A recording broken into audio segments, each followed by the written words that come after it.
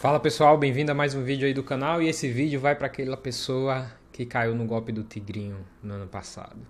O que seria o golpe do tigrinho na computação, né? Porque aqui a gente não está falando de Blaze, embora tenha muita coisa na internet falando sobre esse assunto.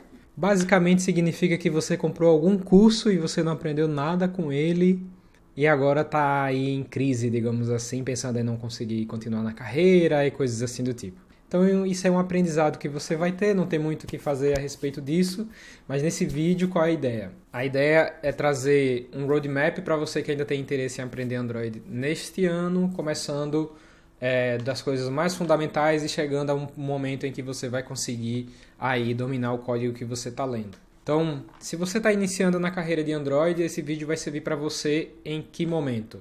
Se você sabe pelo menos as seguintes coisas. Você já pelo menos fez um aplicativo que tem um botão na tela. Você sabe fazer o básico com Kotlin, o básico, simples. E você já conseguiu rodar um aplicativo Android que tem esse botão e clicar nesse botão. Isso já deve ser o suficiente de modo geral para você seguir esse cronograma que a gente vai estar passando por aqui. E como que vai funcionar esse cronograma? Ele tem os assuntos principais. Ele vai estar disponível no meu site, para quem não sabe, agora eu criei um site chamado josecaique.com e lá você consegue encontrar essa publicação, tá? Então você vai ter a trilha principal dos assuntos principais que você tem para percorrer durante um certo tempo. Quanto tempo? Não se preocupe com isso, vá de tópico de cima para baixo. Quando você chegar embaixo você vai ser muito melhor, eu tenho certeza disso. Então quais são os tópicos que existem aqui? Então nós temos programação orientada a objetos, então é uma coisa que você precisa ter um conhecimento e um entendimento. Quando você estiver percorrendo por esse roadmap, o que é que você deve se atentar? Tente entender. Então, vá no assunto, estude, veja um vídeo, leia sobre e escreva algum código que faça a utilização do assunto que você está lendo. Não precisa ser uma coisa mega complexa que você vai estar fazendo, mas tenta praticar, não fica só na leitura. Isso vai facilitar muito o seu aprendizado. Então, primeiro assunto, orientação a objetos. Segundo assunto, princípios Solid. Terceiro assunto, estrutura de dados.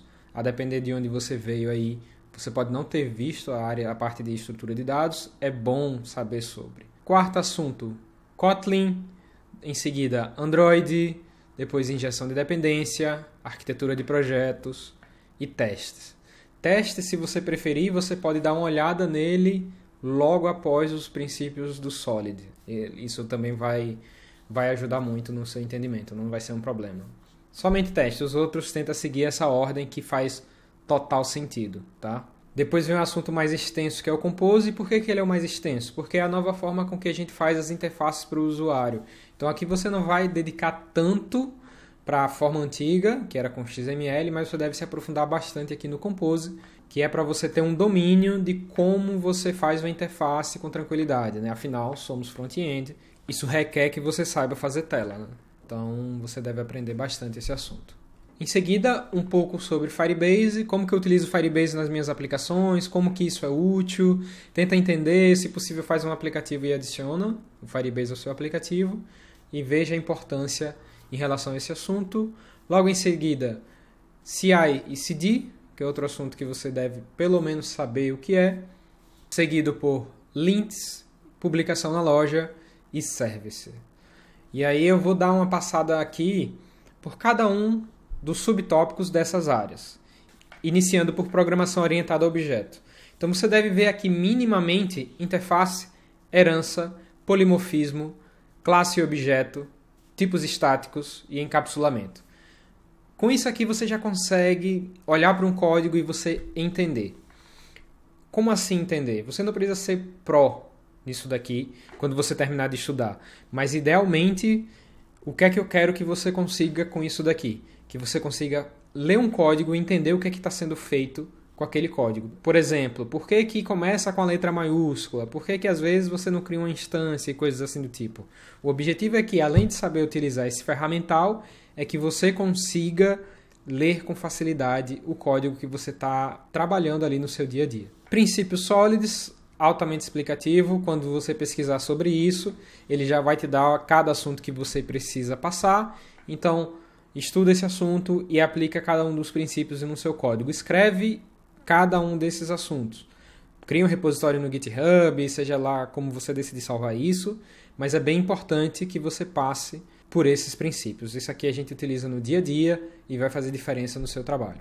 Em seguida, a estrutura de dados. Se você teve uma boa base de estrutura de dados na faculdade ou no qualquer curso que você tenha feito, beleza. Caso contrário, então vale muito a pena você dedicar um tempo para estudar esses assuntos. O que é uma lista, o que é um set, o que é um map, o que é um array, o que é uma pilha, o que é uma fila, o que é uma lista linkada, algoritmos de ordenação, complexidade de algoritmo. Esses assuntos são muito importantes.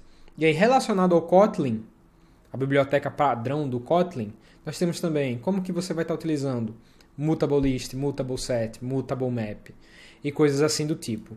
Relacionado também a Kotlin, a biblioteca padrão do Kotlin, você deve fazer o uso das extensões que a gente tem nessa biblioteca, como foreach, map, um flat map, um filter da vida, que são coisas que a gente utiliza bastante quando está interagindo com listas e outras estruturas no nosso dia a dia do trabalho. Então a gente utiliza bastante. Então é bem importante que você tenha entendimento do que isso é, que é para que, enquanto trabalhando, você tenha noção do que é que você está lendo. Seguindo para o próximo assunto, temos Kotlin como um dos grandes tópicos aqui. E aí o que é interessante? Eu estou considerando aqui que você sabe fazer o básico do Kotlin. Sabe usar um for, um while, essas coisas assim. Perfeito. Então aqui eu quero que você use algumas coisas que são características da linguagem. Então o que é uma Lambda Function? O que são Extension Functions, por exemplo? Como que eu utilizo os generics aqui? Por isso que você precisa já ter visto programação orientada a objeto. Como que eu utilizo coroutinas? Como que eu utilizo flow? Então, esses são os tópicos que eu gostaria que você, ao passar pelo assunto do Kotlin, estudasse e aplicasse em algum aplicativo seu. Beleza? Seguindo para o próximo tópico, nós temos o Android. Dentro de Android existe uma lista que são como você interage para fazer determinadas coisas numa aplicação. Então, por exemplo, dentro dessa lista nós temos permissões. Como que eu peço uma permissão para acessar um contato, para acessar uma câmera, para poder tirar uma foto? Como que eu faço isso? O que são parcellables e bundles? O que é um life cycle de uma tela? O que é um work manager? O que é o coil? O que é um protocolo HTTP? No sentido de como eu utilizo isso com o retrofit. O que é o OK HTTP? O que são interceptors? O que é o Kotlin Serialization? O que é um shared flow e um state flow? E por último, modularização. Então esses são os assuntos assim mais gerais, não tão focados em coisas só do Android. Ainda tem também um pouquinho de Kotlin aqui no meio, mas que existe uma conexão aí com como utilizar essas coisas com o Android. Então, dê uma passada por esses assuntos e aplique. Partindo para o próximo ponto, que é a injeção de dependência, eu recomendo fortemente que você aprenda duas abordagens diferentes. Como fazer injeção de dependência com o Koin. Primeiro, estude com esse, que é o mais simples de todos. E depois como fazer com o Daggerhut. Por quê? O Koin vai fazer você ter um entendimento maior do que é. Vai te permitir que você use nos seus projetos. E o Daggerhut você vai encontrar muitas vagas em muitos times que trabalham com ele. Então, quando estiver fazendo um processo seletivo, vai ser interessante fazer o uso do Daggerhut, que isso pode talvez aumentar a sua chance. Por mais que eu não seja fã da ferramenta, mas hoje é o que é padrão, né, no mercado de trabalho para um Android, infelizmente, então a gente precisa saber. Partindo para o próximo tópico, arquitetura de projetos. E aí eu recomendo que você entenda o que é MVVM, seguindo o padrão da própria Google mesmo, que é um padrão simples, e um MVP. Só para você conhecer pelo menos dois tipos, mas foca muito mais no MVVM. Se você tiver sem saco de estudar o MVP, tudo bem, não tem problema. Você pode estudar só o MVVM, e isso daqui já deve satisfazer, já deve te deixar pró na maioria de todos os projetos, que hoje em dia é o que a gente mais utiliza. Chegamos ao assunto de testes, e dentro de testes, estude testes de unidade, testes de integração e testes end-to-end. Então, dá uma passada, escreve pelo menos um teste de cada. Eu recomendaria escrever bastante testes de unidade, que é o que a gente mais utiliza. Então, fica pró nesse assunto aqui, que isso daqui vai fazer uma diferença muito grande em relação à qualidade do código que você escreve. A forma como você escreve vai mudar quando você começar a escrever seus testes. Chegando agora no assunto mais extenso dessa lista, que é o Compose. Ah, pessoal, o roadmap está escrito, você vai conseguir ver o PDF lá no site. Ele está escrito pensado de cima para baixo. Beleza, simplesão. No assunto de Compose, você tem assuntos à esquerda e tem assuntos à direita. Vê a posição. Quem tiver mais alto, você estuda primeiro. Segue nessa ordem. Então, nós temos o assunto de recomposição, estado, state, hosting, o que são effects, o que é um launch effect, o que é um disposable effect. Depois, temas, modificadores, como que você cria certos layouts. E dentro de layouts você tem row, column, box, constraint layout. Seguindo temos image, como que você cria um ícone, como que você usa o Coil Compose para poder carregar suas imagens de um servidor. Listas, e dentro de listas nós temos lazy column, row column, lazy vertical grid e por último lazy page items. Nesse assunto aqui você pode focar lazy column, lazy row, já deve ser o suficiente para a maioria dos casos, tá bom? A lista é bem grande, tá, pessoal? Então ainda temos text, como que eu escrevo um texto na minha tela, como que eu interajo com gestos, como que eu interajo com animação. E cada um desses assuntos você vai ver lá no PDF que tem outros subassuntos que você pode estar puxando aí para realizar o seu estudo, tá? Então tenta passar por todos. Você não precisa dominar 100% de cada assunto, porque senão vai ser impossível. Vai ser basicamente impossível de você conseguir fazer qualquer coisa. Mas pelo menos você deve saber que isso existe. Então foca aqui nos assuntos seguindo essa ordem. Em assuntos em que ainda é possível expandir a árvore, né? Por exemplo, animação. Tem diversos tipos de animação. Não precisa focar em todos 100%, mas dedica um tempo para passar por eles e saber que eles existem. Ter isso na sua mente. Seguindo para Firebase, quais são as coisas interessantes? Crashlytics, Firestore e Real-Time Database, que você vai ver junto com o Firestore. Tá? Esses daqui são básicos que a gente utiliza e qual o valor que eles adicionam? Bom, você vai conseguir criar uma aplicação sozinho, criando seu próprio back-end, uma estrutura mais simples ali, mas que se você tiver alguma ideia simples e quer colocar na loja, isso daqui já desbloqueia você da necessidade de precisar de um back-end, te dando suporte para alguma coisa. Não, aqui você já consegue fazer tudo sozinho. Temos também agora, próximo assunto, CI/CD, e aqui eu recomendo que você leia sobre esse tópico e logo em seguida que você entenda como fazer isso com o Bitrise ou com o GitHub Actions, que são as duas ferramentas que eu acredito que são as mais utilizadas pelos times de desenvolvimento Android hoje em dia. Partindo para o próximo tópico, temos o lint. E aí nós temos Android Lint. Como que eu posso escrever um lint para o Android? Isso é bem interessante. Detect e o KT-Lint. Detect você deve saber, deve ser capaz de conseguir utilizar, tá? Porque quando você adicionar seu código, você vai ter um código formatado sempre da mesma maneira. E isso é utilizado na maioria das empresas. Então você vai encontrar essa ferramenta no seu dia a dia de trabalho. Então é importante que você entenda que ela existe e como que ela funciona. Seguindo com os assuntos, só mais dois, tá? Tá acabando, vai valer a pena. Publicação de aplicativos.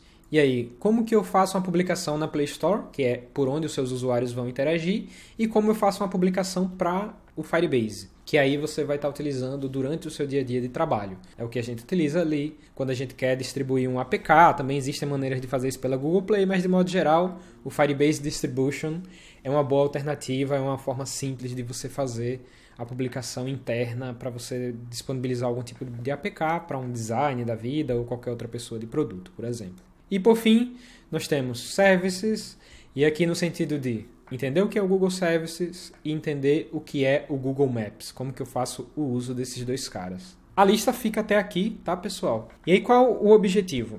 Isso daqui não é dizendo, um júnior precisa saber tudo isso. Mas um bom desenvolvedor na nossa área deve saber um pouco de cada coisa. Pelo menos os termos eles não devem soar como grego. Por exemplo, o que é o detect? Isso não deve ser uma coisa estranha quando você utilizar ou quando você interagir. Então esses pontos eles vão facilitar o seu trabalho no seu dia a dia. Você vai se sentir mais confortável com qualquer tipo de código que você venha pegar ou com qualquer coisa que você vai estar interagindo enquanto realizando o seu trabalho. Porque codar é a menor parte de todas. Depois tem todas as outras burocracias, como por exemplo CI/CD, quando ele quebra, o que a gente tem que fazer e coisas assim do tipo, tá? Então, esse roadmap, eu não acredito que ele seja uma coisa de poucos meses. Acredito eu que você levaria pelo menos 1 ano para você estudar todos os assuntos aqui, dedicando horas diárias para você chegar até o final, tá? Então usa isso daqui como um guia para sair. Eu não sei do nível que você está, vamos supor que você esteja no nível mais iniciante, para um nível em que você é um desenvolvedor independente dentro da sua equipe e consegue produzir funcionalidades tranquilamente sozinho. Beleza? Esse era o recado. Aproveita que está no começo do ano, bota isso daqui na sua lista de coisas para fazer. Espero que ajude e até a próxima. Abraço.